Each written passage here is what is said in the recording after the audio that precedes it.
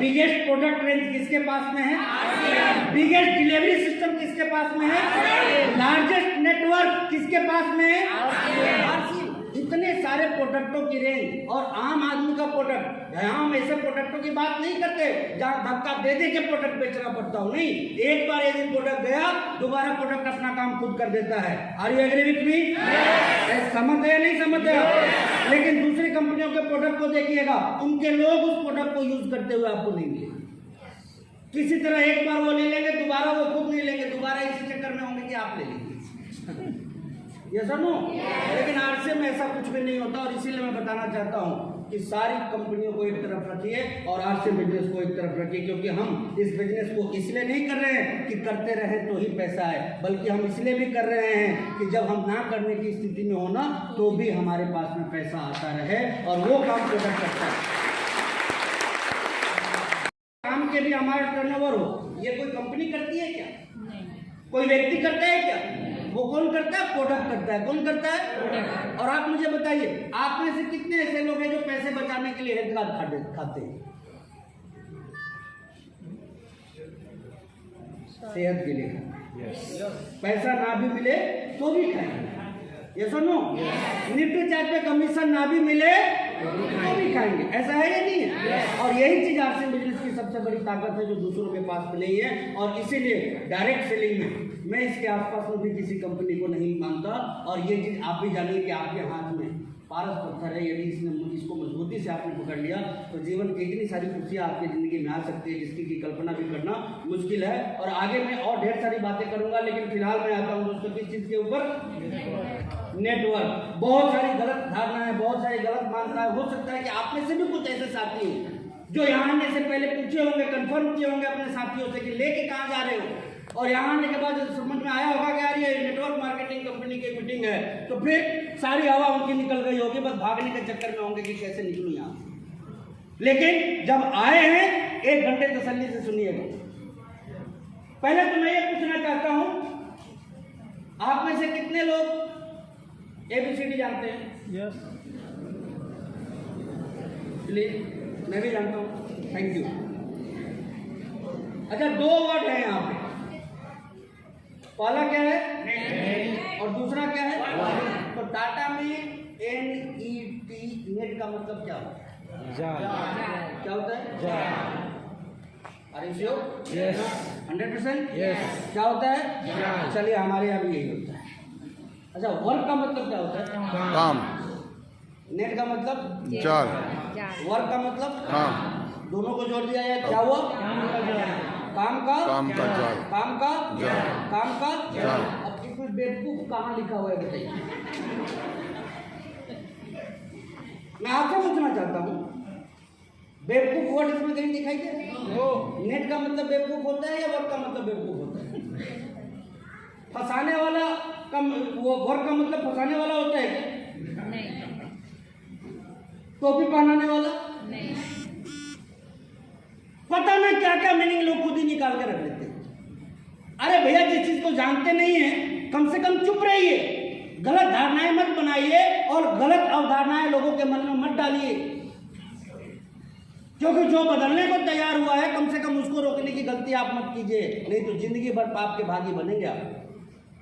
आपको मालूम नहीं है ये कितना बड़ा परिवर्तन है। अभी जैसे जैसे बात आगे बढ़ेगी, आप सभी के समझ में ये बात आसानी से आएगी। दोस्तों, पहली बात तो मैं ये समझा देना चाहता हूँ कि नेटवर्क का मतलब सीधा सीधा होता है काम का जाल। और काम का जाल एक ऐसा चीज होता है, जो व्यक्ति जितना सफल होता है उसके नीचे काम का जाल उतना ही बड़ा होता है, और जो व्यक्ति जीवन में जितना ही असफल होता है उसके नीचे काम का जाल उतना ही छोटा होता है। और तय आपको करना है कि आपके नीचे काम का जाल कितना बड़ा हो या फिर कितना छोटा हो। मैं बस इतना ही जानता हूँ, आज बहुत क्वालिटी होने के बाद भी, बहुत नॉलेज होने के बाद भी, बड़ा डेडिकेशन होने के बाद भी लोगों को काम नहीं मिलता।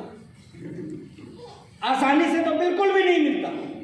हम में से कई लोग अपने बच्चों को पढ़ा रहे हैं। आज आपको नेटवर्क समझ में नहीं आ रहा, कोई बात नहीं, आपके पास काम है, इसी का घमंड है आपको, इसी का गर्व है आपको, और होना भी चाहिए। मैं ये नहीं कहता हूं कि नहीं होना चाहिए, लेकिन क्या आपने सोचा कभी कि आपके बच्चे क्या करेंगे?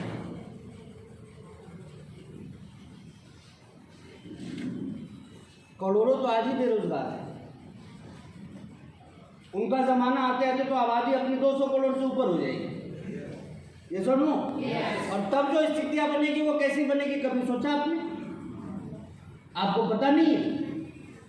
सबसे पहले इस देश में ये जो सरकार है, ये मुफ्त में राशन और ये सारी चीजें क्यों दे रही? क्योंकि सबसे ज्यादा यदि पहले किसी के ऊपर तलवार चल रही है ना, वो मिडिल क्लास वालों के ऊपर चल रही है। और वो क्यों चल रही है? वजह एक ही है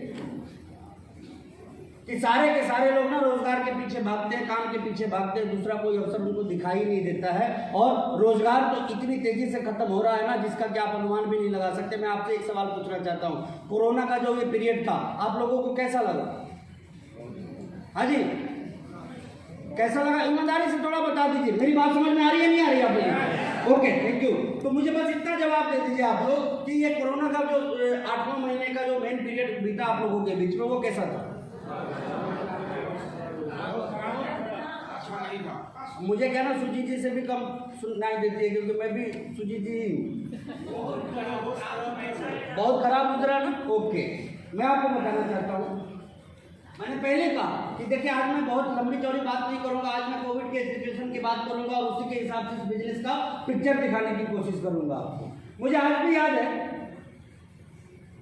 कि आई थिंक सेकेंड घोषणा जब हुई थी माननीय प्रधानमंत्री जी की लॉकडाउन की, वो डेट 20 के बाद का कोई डेट था, 22 मार्च, चले बोलिए 22-25 जो भी हो, 22 मार्च को मैं वाराणसी सिटी में था। और जब ये घोषणा हुई तो मेरे लोगों ने मुझे कहा कि सर अब आपको निकलना चाहिए, आप आराम से पटना चले जाइए। फिर मैंने, चूँकि आरसीएम बिजनेस का नेटवर्क बहुत काम का नेटवर्क होता है, फिर मुझे तुरंत परमिशन मिली, लोगों ने तैयारी करी, मैंने कार ली और मैं वहाँ से निकल पड़ा पटना के लिए। मैं पटना पहुँचा। उसके बाद 1 दिसंबर, 22 मार्च के बाद 1 दिसंबर को मैं पहली बार पटना से निकला शाम। इस पूरे समय में अपने घर से 1 इंच भी मैं बाहर नहीं निकला। आप में से भी कई लोग नहीं निकले होंगे और मैं भी नहीं निकला, नॉट ए सिंगल इंच। मैं अपने घर के 4 दीवारी से 1 इंच भी बाहर नहीं निकला। लेकिन बावजूद इसके जो मेरी पर्सनल इनकम थी वो तकरीबन 64 लाख रुपए के आसपास।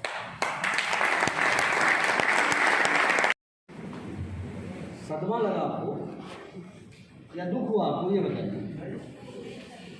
मैं स्पष्ट बताना चाहता हूँ, लोग आरसीएम पे हंसते हैं, आरसीएम पे उंगली उठाते हैं, तो सुन लीजिए, बिना 1 इंच घर के बाहर निकले लोग कमाने के अवसर खोज रहे थे और मेरे जैसा बेवकूफ खर्च करने का बहाना ढूंढ रहा था, फिर भी मौका नहीं मिला। एक मोबाइल का बिल ही हम लोग पे कर पा रहे थे, बाकी खर्चे के कोई दूसरे रास्ते नहीं करने का। ना जाके किसी रेस्टोरेंट में जा पाते थे, ना कुछ मंगा पाते थे, कुछ भी नहीं कर पाते थे। सारा का सारा बचत में ही चला गया।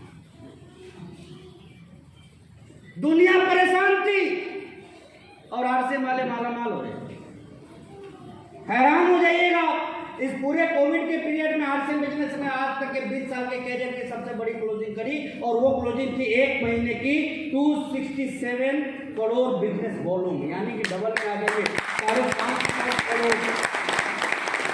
550 करोड़ से ज्यादा का बिजनेस वॉल्यूम 1 महीने में कंपनी ने क्लोज किया। और कहीं ना कहीं ये बात, ये मैसेज है, ये मैं क्यों बताना चाहता हूँ, इसलिए नहीं कि मैंने 64 लाख कमाया और इसलिए नहीं कि कंपनी का 550 करोड़ से ज्यादा का टर्नओवर हुआ 1 महीने में। मैं तो सिर्फ इसलिए आपको बताना चाहता हूँ कि वैसे पूरे दौर में जब दुनिया हिल गई, दुनिया कांप गई, दुनिया निराश हो गई, दुनिया मायूस हो गई, तो भी आरसीएम वालों की बल्ले बल्ले थी। और आपसे एक ही सवाल पूछना चाहता हूँ, कोरोना आया, आके जाने की स्थिति में है, तो क्या इसके जैसा कोई दूसरा नहीं है? तीसरा नहीं आ सकता, चौथा नहीं आ सकता। अबे आपको पता ही नहीं है, कोरोना के मौसी तो अभी तैयार बैठी आने के लिए, साथ में चाचा, मामा, नाना, काका सब है, क्योंकि ये तो अभी शुरुआत है। एक नया अनुभव मिला है और इस नए अनुभव से आपने नहीं सीखा, आपने नहीं समझा, आपने अपने आप को नहीं संभाला, तो ऊपर वाला ही आपका मालिक है, दूसरा कोई और हो नहीं सकता।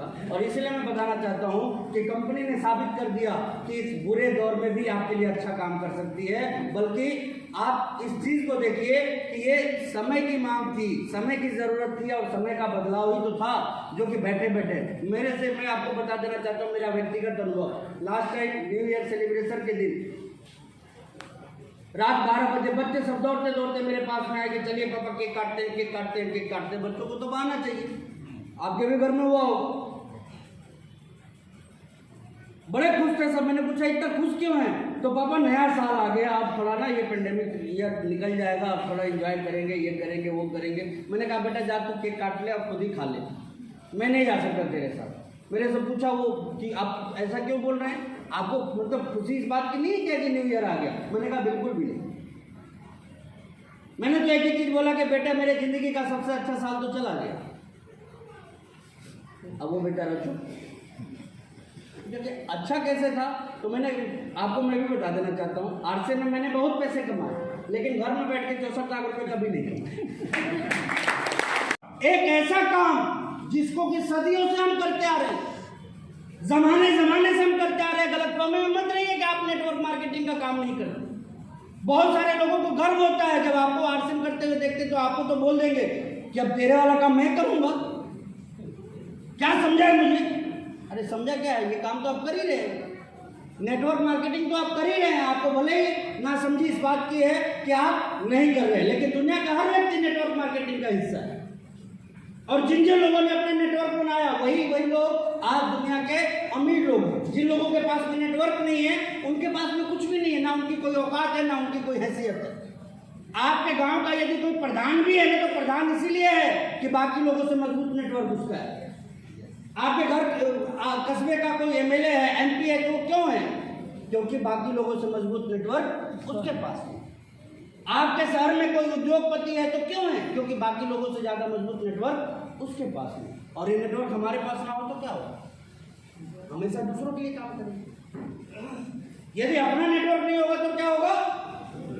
जिंदगी भर हम दूसरों के लिए काम करेंगे। काम तो करना ही है। कहाँ करना है? कहाँ करना है? थोड़ा देखिए कंफ्यूजन नहीं होना चाहिए। कहाँ करना है? नेटवर्क में। कहाँ करना है? कहाँ करना है? थोड़ा इधर से आवाज कम आ रही है सर। कहाँ करना है? नेटवर्क में करना है। अब कैसे करना है मैं बताता हूँ। गलतफहमी है ना, 1 सेकंड में निकालता हूँ आपकी गलतफहमी। आप में से ऐसे कितने लोग हैं जो नेटवर्क नहीं करते? हाँ, थोड़ा करिए ना एक बार हाथ खड़ा। अरे जो पैसा लगना था लग गया, तुम्हारा नहीं लगेगा। ओके, बहुत ऐसे भी लोग होंगे या तो समझ नहीं पा रहे होंगे या फिर वो हाथ खड़ा करने की इच्छा उनके अंदर नहीं होगी। लेकिन मैं आपको बता दूं, चलिए इसको ऐसे समझिए। आप ऐसे कितने लोगों के घरों में टेलीविजन है? टेलीविजन। आप तो हाँ जरूर खड़े होंगे भैया, मालूम। ओके, कैसे चलता है वो? नेटवर्क से कनेक्शन होता है ना किसी का। किसका है? DTH, Tata sky, Reliance, Airtel. हाँ,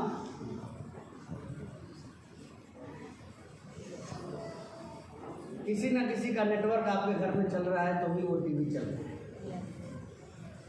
है। Agree with me? आपने अभी क्या कहा था? आप नेटवर्क मार्केटिंग नहीं करते। आप कितनी कंपनियों के नेटवर्क में होके कितना पैसा खर्च करते हैं आपको पता ही नहीं। आप में से कितने लोगों के पॉकेट में मोबाइल फोन है?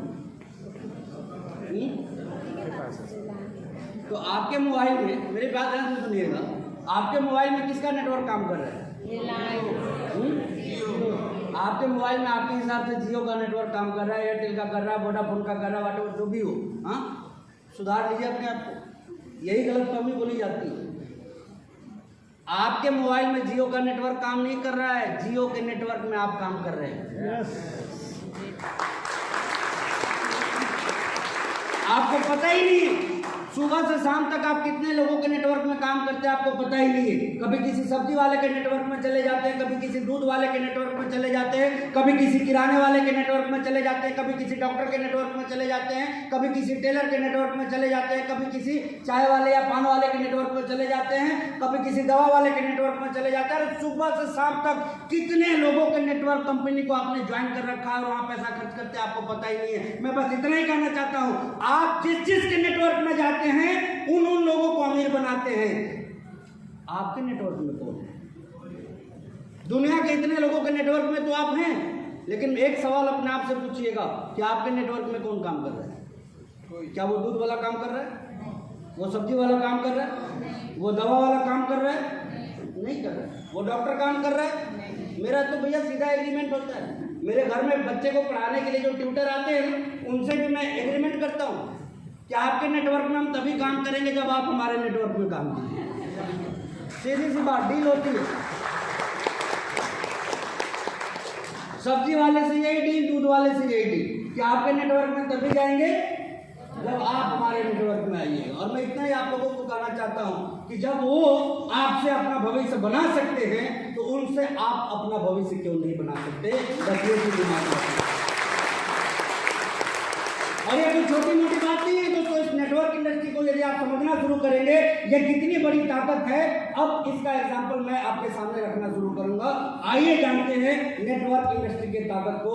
ये नेटवर्क क्या है, ये आरसीएम क्या है, ये वाकई में बीमारी है या कोई वरदान है, इसको हम समझना शुरू करें। दुनिया का कोई भी काम आप उठा के देख लीजिए, काम कोई छोटा और बड़ा नहीं होता है, काम कोई अच्छा और खराब नहीं होता है। लेकिन जिस काम को भी आप पैसे या संपन्नता के लिए करते हैं, अपने आप से एक बात पूछिए, उस काम को कितने साल तक करना होगा? जीवन भर। नौकरी आप में से कितने लोग करते हैं? प्लीज, सरकारी हो या प्राइवेट, कोई भी हाथ एक बार खड़ा करके बता दें। सर एक ही चीज पूछूंगा आप लोगों से, कितने साल करने का माइंडसेट है? 35 साल, 60 साल। मतलब आप 60 साल की उम्र तक, 60 साल की उम्र तक आप काम करेंगे, चाहे जिस उम्र में भी आपने इसकी शुरुआत की हो। अच्छा ये क्या है 60 साल तक काम करना, ये क्या है? इसको बोलते हैं माइंडसेट। क्या बोलते हैं इसको? क्या बोलते हैं? थोड़ा तेज बोलिएगा, क्या बोलते हैं? ज्वाइनिंग के दिन ही ये तय कर लिया कि काम कब तक करना है? 60 साल। और यहाँ आरसीएम बिजनेस ज्वाइन करते ही 2 महीने चेक करेंगे, 2 महीने में कुछ नहीं आया, बिजनेस खराब।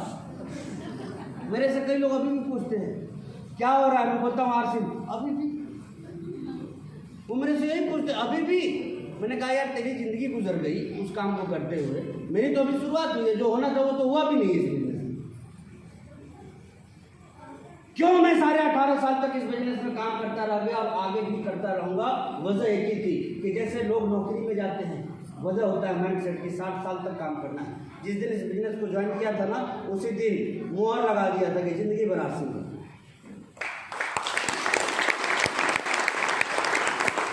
दाएं बाएं देखने वाला काम नहीं कि नहीं चला तो ये कर लेंगे, नहीं चला तो ये कर लेंगे, नहीं चला तो ये कर लेंगे। बस एक ही चीज दिमाग में थी, चाहे कुछ भी हो इस बिजनेस से कामयाब होना है। और ये जिद थी तो ही बहुत सारी असफलताओं के बाद भी इस बिजनेस का सफल व्यक्ति बना। दूसरी बात आपको बताना चाहता हूँ, आपने देखा हो आप में से किसान, यहाँ कुछ किसान तो कमी होंगे या नहीं होंगे, किसान भी क्या यहाँ पे? चलिए जनरली अच्छा बिजनेसमैन, ओके चलिए। सर किस चीज़ की दुकान है आपकी?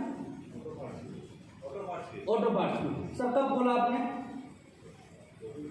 3 साल हो गए ना। बंद करने का टाइम कब है, मतलब कब उसको खत्म करेंगे आप दुकान की?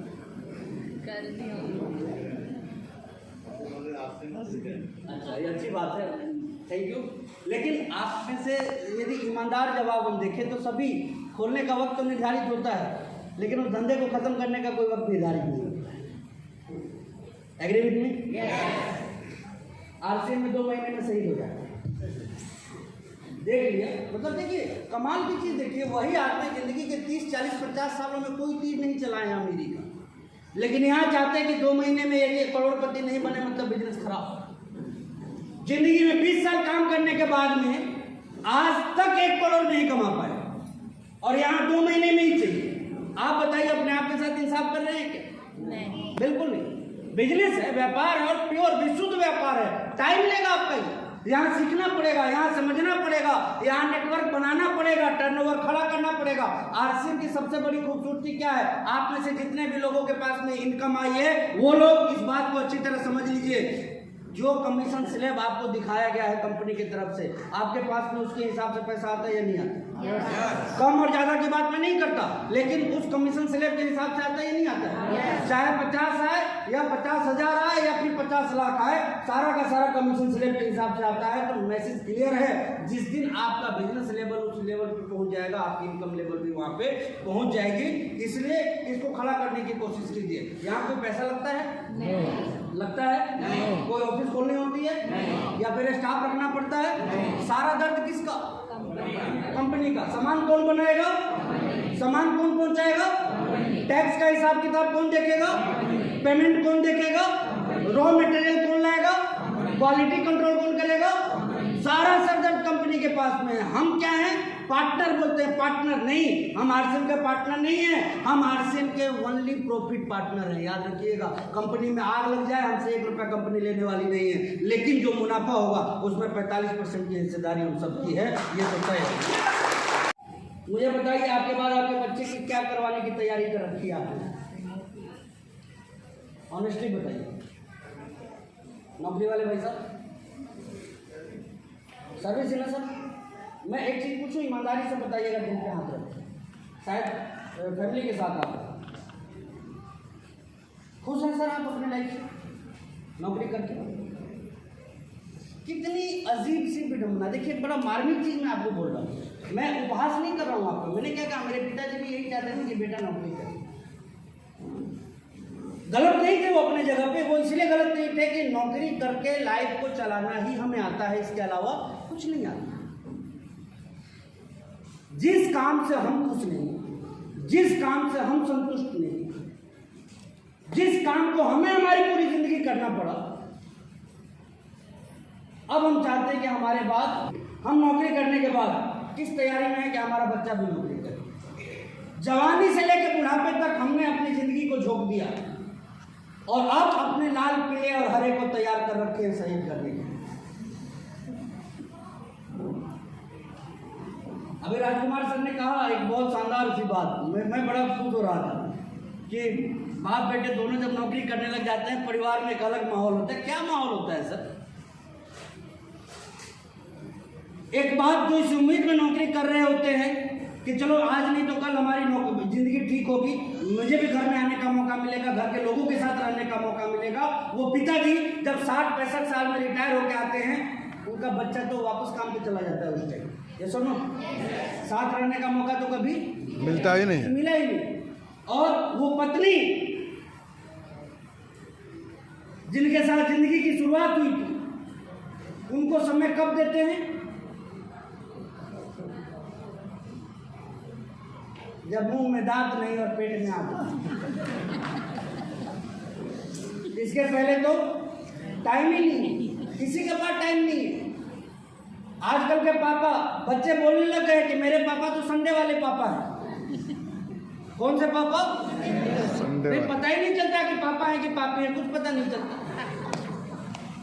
टाइम ही नहीं है, बिजी है। और बिजी क्यों ना रहे? पैसे कमाने की जद्दोजहद में एक इंसान अपने आप को मारे जा रहा है, मारे जा रहा है, मारे जा रहा है। मतलब जैसे गन्ने का जूस निकाला जाता है ना, वैसे ही एक इंसान अपना जूस निकलवाने के लिए तैयार बैठा हुआ है, बावजूद उतना पैसा नहीं कमा पा रहा है। समस्याएं बहुत है। पत्नी की जरूरतों को कैसे पूरा करे, बच्चों की जरूरतों को कैसे पूरा करे, माँ बाप की जरूरतों को कैसे पूरा करे, कैसे बंगला बनाए, कैसे सोफे खरीदे, कैसे नए फर्नीचर घर में लेके आए। तमाम तरह की समस्याएं अपने साथ में चल रही होती है। और इस रेस में हम अपने आप को गन्ना बनाए हुए हैं, फिर भी कहानी पूरी नहीं हो पा रही है। वजह एक ही है कि काम का जो चुनाव आपने कर रखा है ना, वो काम ही गलत है। वो काम आज तक जिसको किसी को अमीर नहीं बना पाया ईमानदारी से करने के बाद, तो आपको क्या खा अमीर बनेगा? मैं ऑनेस्टली पूछना चाहता हूँ कि कितने लोगों को ईमानदारी से नौकरी करने के बाद आप अमीर बनते हुए देखे?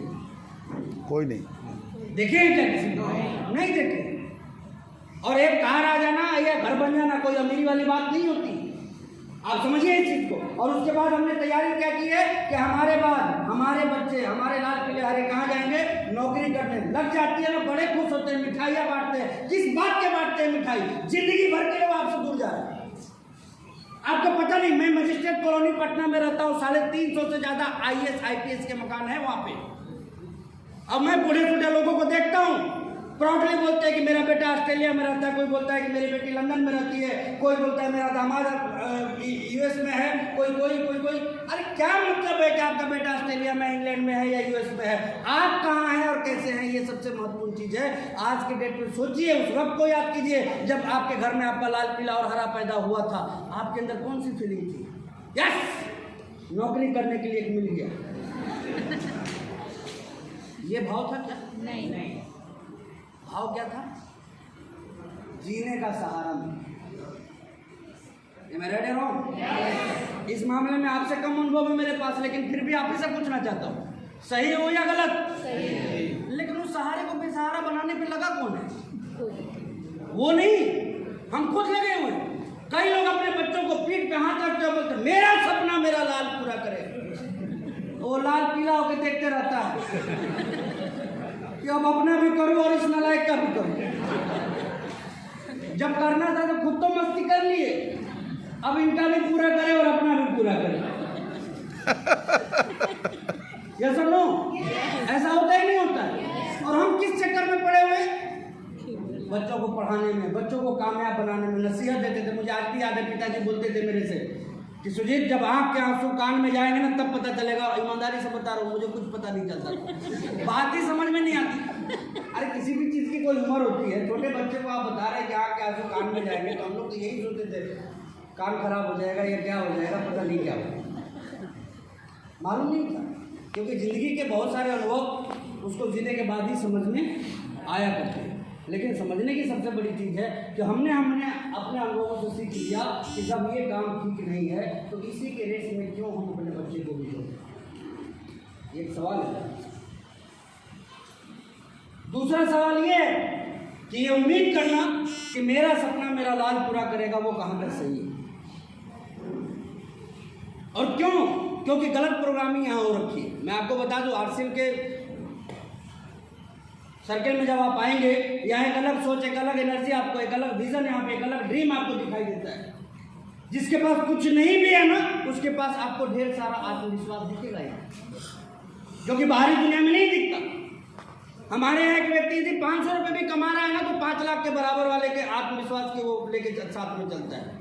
उसके पास बैग में टूल्स नहीं होता है, आत्मविश्वास होता है। प्रोडक्ट नहीं होता है, भविष्य का करोड़पति बनने का एक सपना होता है। ये ताकत होती है उसके पास में, और इस विश्वास के साथ वो काम करता है। बताऊं आपको, 2035 तक हम बहुत देशों को पीछे छोड़ने वाले हैं,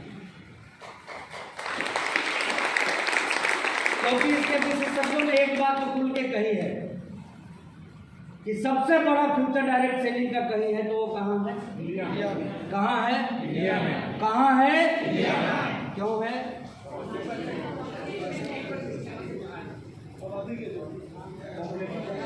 बेरोजगारी के चलते। नहीं, आबादी तो सर अपने से ज्यादा चाइना में है, लेकिन अपने यहाँ सबसे बड़ी संभावना इसलिए है क्योंकि बेरोजगारी, क्योंकि चाइना का क्षेत्रफल बड़ा है, अपने यहाँ उतना बड़ा क्षेत्रफल नहीं है। तो इसलिए आज से 2035 के बाद सबसे उभरता हुआ मतलब कंट्री यदि कोई होगा डायरेक्ट सेलिंग इंडस्ट्री के अंदर, तो वो कौन होगा? इंडिया होगा। और इंडिया का सबसे उभरता हुआ कंपनी होगा तो वो वर्ल्ड लेवल पे कौन होगा? RCM business. आरसीएम के सबसे उभरते हुए बड़े नाम होंगे तो कौन होंगे? मैं। थोड़ा कॉन्फिडेंस के साथ बोलिए, कौन होंगे? मैं। थोड़ा कॉन्फिडेंस के साथ कौन होंगे? मैं। तैयार है इसके लिए? यस। तैयार है? दोस्तों, आज इस व्यवस्था को समझिए और इसमें अपने आप को झोंक दीजिए, क्योंकि खाना खिलाना कोई बड़ा काम नहीं है, दुकान का कस्टमर बनाना कोई बड़ा काम नहीं है, लोगों को अपने नेटवर्क में लेकर आना कोई बड़ा काम नहीं है। और मैं तो इतना ही जानता हूँ, आरसी में करना क्या है? लोगों के जीवन को स्वस्थ रखना। क्या कोई खराब काम है? 2 पैसे की बचत करवा देना, क्या कोई खराब काम है? नहीं। रोजगार का एक अवसर दे देना, क्या कोई खराब काम है? नहीं। आने वाली जिंदगी को शानदार बना देना, कोई खराब काम है? टाइम ही टाइम होगा और पैसा ही पैसा होगा। जरा सोच के देखिए, मैं बेचैन हो गया था। इस पूरे 9 महीने के पीरियड में 64 लाख रुपए आ तो गए थे, लेकिन खर्च करने का जुगाड़ नहीं था मेरे पास में। और मैं एक चीज आपको बता देना चाहता हूँ, आप माने या ना माने पर यह सच है, और वो सच्चाई क्या है? इंसान की जिंदगी पैसे कमाने से बेहतर नहीं होती। इंसान की जिंदगी हमेशा पैसे को खर्च करने से बेहतर होती। याद रखिए, जिंदगी पैसे कमाने से बेहतर नहीं होती। मैं बहुत सारे IAS IPS को मैंने देखा। हमें तो मजा आता है ना ये करने में, वो सेक्रेटरी हैं, वो डिस्ट्रिक्ट मजिस्ट्रेट है, वो IPS है, इस तरह हमें प्राउड फील होता है ना। कभी जाइएगा इनकी गहराई में, ज़िंदगी इतनी ख़राब रहती है ना अंदर से कि मतलब ये लोग अपनी पत्नी को बोलते हैं पैसे लेके कि जाओ जहाँ खर्च करना है कर दो, बच्चों को बोलते हैं कि जाओ जहाँ खर्च करना है करो, क्योंकि मेरे पास टाइम नहीं है। ऐसा बोलते हुए मिलेंगे कि मेरी ज़िंदगी तो खराब हो ही गई, कम से कम अपनी ज़िंदगी मत खराब करो। आखिर ऐसा क्यों? क्योंकि इनके पास काम भी है, पैसा भी है, लेकिन टाइम नहीं। और आपने देखा होगा बहुत सारे लोगों को जब आप प्लान दिखाते हैं तो कई ऐसे दुखी आत्मा, मैं तो ऐसे लोगों को प्रेत आत्मा बोलता हूँ, जो बोलेंगे कि मेरे पास तो सांस लेने की फुर्सत नहीं है। अच्छा, जब सांस लेने की फुर्सत नहीं है तो धरती पे प्रकट क्यों हुए? इतने बड़े बड़े जंगल, पहाड़, नदियां, ये किसके लिए? सांस लेने के लिए नहीं, आपके कूदने के लिए। खत्म कीजिए अपने आप। ये संडे वाले पापा बनने का कोई मतलब नहीं। ना पत्नी के लिए आपके पास में टाइम है, ना माँ पिताजी के लिए आपके पास में टाइम है, ना परिवार के लिए आपके पास में टाइम है, ना समाज के लिए आपके पास में टाइम है। तो टाइम किस चीज़ का है आपके पास? पैसे कमाने का। ऐसे कमा रहे हैं ना जैसे नोट छाप रहे हो। ऑनेस्टली बोल रहा हूँ, क्या नोट छापने की मशीन है आप? नहीं है। लिमिटेड नोट निकलते हैं, बड़ी मुश्किल से निकलते हैं। छोटे थे हम लोग ना, गुल्लक पे बड़ी उम्मीद होती थी हम लोगों को, खनखनाहट से अंदाजा लगाते थे, और आखिर के कुछ सिक्के होते थे ना, बड़े उम्मीद के साथ निकालते थे कि शायद 2 रुपये वाला निकल जाए, लेकिन निकलता उस टाइम 50 पैसे वाला ही था। और ऐसा ही हो रहा है हमारे साथ में कि मेहनत तो हम खूब कर रहे हैं, लेकिन जिस हिसाब से पैसे आने चाहिए उस हिसाब से नहीं आ रहे हैं। तो दोस्तों, मैं इतना ही को कहना चाहूँगा लास्ट में, इस चीज़ को समझिए, ये दुनिया का मतलब पूरे यूनिवर्स का सबसे बेहतरीन काम क्यों है, इस बात को दिमाग में नोट कीजिए। उसके बाद यहाँ से जाइएगा। उसके पीछे एक बहुत बड़ा कारण है कि देखिए, आप अपने आप को कितना भी काबिल मान लीजिए, मैं आपकी काबिलियत पर जरा भी संदेह नहीं करता हूँ, लेकिन हाँ, आपसे ज़्यादा काबिल तो मैं हूँ, इस बात की गारंटी दे सकता हूँ। मत परवाह नहीं इस बात की कि आपसे मैं कम पढ़ा लिखा हूँ, मुझे इस बात की भी परवाह नहीं कि आपसे कम मैं छोटा हूँ, आपके जितना जिंदगी का अनुभव नहीं है। मुझे बस गुमान है इस बात का कि मैं इस इंडस्ट्री को समझता हूँ। और ऐसा क्यों? क्योंकि मैं एक ऐसा काम करता हूँ जो सिर्फ मेरे हाथ में नहीं। आज 2 तरह के लोग आपको मिलेंगे। एक वो व्यक्ति जो आरसीएम के अलावा कोई दूसरा काम करे, और दूसरे वो व्यक्ति जो आरसीएम कर रहे हैं। अब मान लीजिए आरसीएम वाले हैं थोड़ी देर के लिए, और ये आप है, ये थोड़ी देर के लिए मान लीजिए। तो पहली चीज तो यही है कि आपके पास में जो पैसे आ रहे हैं वो किसके काम के आ रहे हैं? थोड़ा बताइए। अपने काम के। आप नौकरी अपना कर रहे हैं, उसके आ रहे हैं पैसे। आप अपना बिजनेस कर रहे हैं, उसके पैसे आ रहे हैं। आप अपनी ठेकेदारी कर रहे हैं, उसके पैसे आ रहे हैं। आप अपनी खेती कर रहे हैं, उसके पैसे आ रहे हैं। Right and wrong? सही है गलत? मेरे पास में किस चीज के पैसे आ रहे हैं? बोल दीजिए कि मेरे काम के पैसे आ रहे हैं। बोल दीजिए, बोल दीजिए। कितने दिन आता हूं मैं टाटा, ये बताइए। बताइए आप में से कितने लोगों को मैंने मार्केटिंग प्लान दिखाया? बताइए आप में से कितने लोगों की ज्वाइनिंग मैंने कराई? चंद नाम छोड़ दिया जाए तो मैं किसी को जानता तक नहीं। आप अपने घर में हेल्थ कार्ड में पकौड़े खाते हैं या चिप्स चलते हैं, मुझे मालूम नहीं है। आपके घर में कौन सी सब्जी बनती है, मुझे मालूम नहीं है। आप कब आरसीएम की कॉफी पी जाते हैं और कब आरसीएम की चाय पी जाते हैं, मुझे थोड़ा भी पता नहीं है। आपके यहाँ न्यूट्रीचार्ज मैन ज़्यादा जाता है, या न्यूट्रीचार्ज वुमेन ज़्यादा जाता है, या न्यूट्रीचार्ज किड्स ज़्यादा जाता है, मुझे थोड़ा भी पता नहीं है। लेकिन पैसा तो आता है मेरे भाई। अगर आपने अब तक मेरे चैनल को लाइक और सब्सक्राइब नहीं किया है तो ज़रूर कर लें, तथा बेल आइकॉन भी दबा दें ताकि मेरे द्वारा जारी वीडियोस के नोटिफिकेशंस आपको मिलते हैं।